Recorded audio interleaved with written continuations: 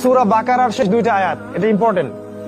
আলী রাদিয়াল্লাহু আনহু বলেছেন, কোন বিবেকবান লোক যার বুদ্ধি আছে এই ব্যক্তির পক্ষে শোভা পায় না যে রাতের বেলা সূরা বাকারার শেষ দুই আয়াত না পড়েই ঘুমিয়ে যাবে। ফজিলতটা কি? কেউ যদি রাতের বেলা সূরা বাকারার শেষ দুইটা আয়াত তেলাওয়াত করে, অন্য হাদিসে আসছে শেষ তিনটা আয়াত, আমানার রাসূল থেকে ফানসুরনা আলাল কওমিল কাফিরিন পর্যন্ত, অথবা লিল্লাহি মা ফিস সামাওয়াতি থেকে ফানসুরনা আলাল কওমিল কাফিরিন পর্যন্ত, এই তিনটা বা দুইটা আয়াত। আমি তিনটা পড়ি, রিস্ক কম।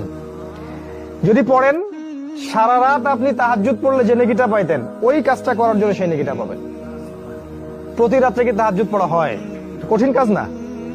সূরা বাকারার শেষ দুইটা আয়াত পড়লে আপনি এটা পারবেন ইনশাআল্লাহ। এরকম অসংখ্য ফজিলত আছে কোরআনের।